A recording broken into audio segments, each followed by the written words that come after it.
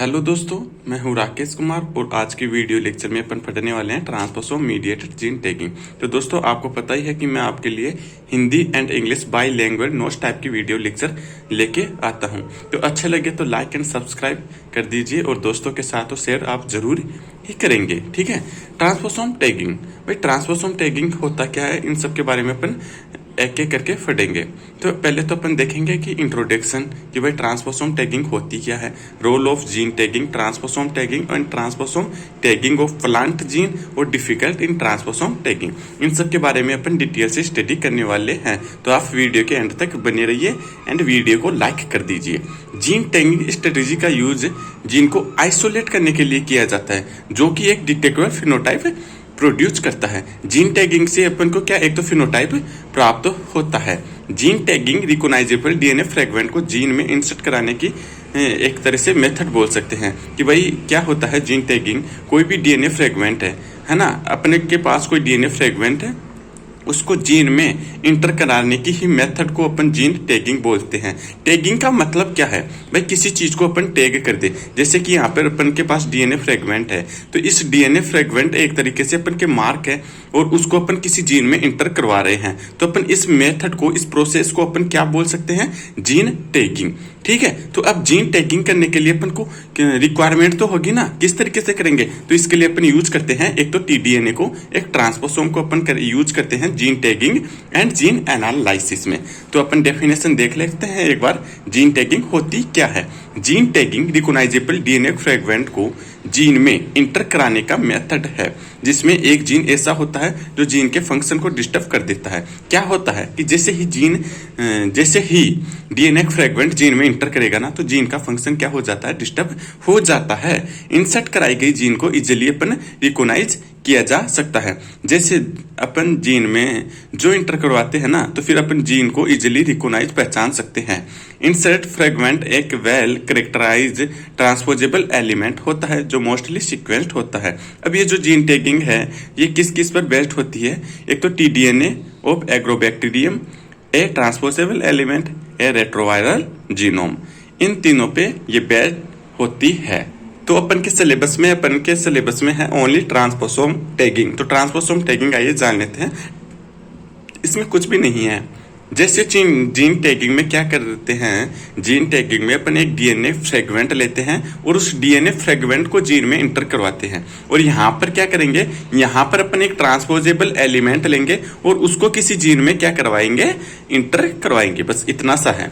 Transposable element को gene tag के रूप में यूज करते हुए आइसोलेशन ऑफ जीन को डिस्क्राइब करती है।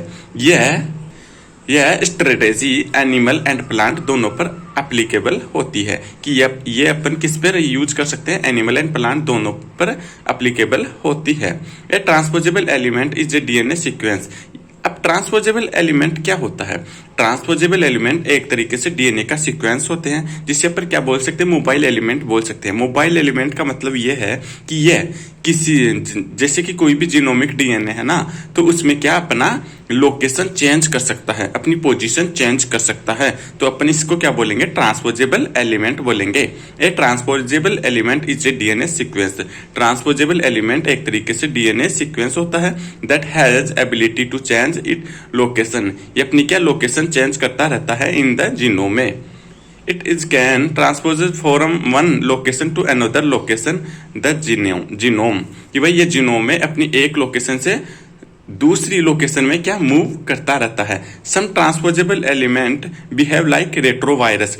जो ट्रांसपोजेबल एलिमेंट रेट्रोवायरस की तरह रिएक्ट करते हैं, तो उसको अपन रेट्रो ट्रांसपोसोम बोलते हैं। क्या बोलते हैं, रेट्रो ट्रांसपोसोम। जो भी चीज इंपॉर्टेंट होती है तो दोस्तों उसको अंडरलाइन कर लीजिए, क्योंकि आप जैसे अंडरलाइन करेंगे, दोबारा रिवाइज करेंगे, तो वो चीज पहले आपके नजर में आएगी कि भाई अपने अंडरलाइन क्यों कर रखी है ना। तो अपन को नोट्सों को तो सजा के नहीं रखना, अपन को अच्छे से पढ़ना है, चीजों को, कंसेप्ट को अच्छे से खोजना है। तो अपन को नोट्स को सजाना नहीं है, अपन को नोट्स को तो बिगाड़ना है और खुद को सुधारना है।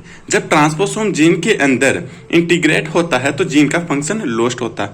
अपन ने क्या बोला था, जीन टैगिंग में मैंने एक बात बताई थी कि भाई जैसे ही डीएनए फ्रेगमेंट जीन के अंदर इंटर करता है तो जीन का फंक्शन डिस्टर्ब हो जाता है। उसी तरह देखना, ट्रांसपोसोम जीन के अंदर इंटीग्रेट होता है तो जीन का फंक्शन लॉस्ट होता है, लेकिन जब ट्रांसपोसोम जीन से मूव आउट हो जाते हैं तो जीन का फंक्शन फुल्ली रिस्टोर्ड हो जाता है। आई बात समझ में?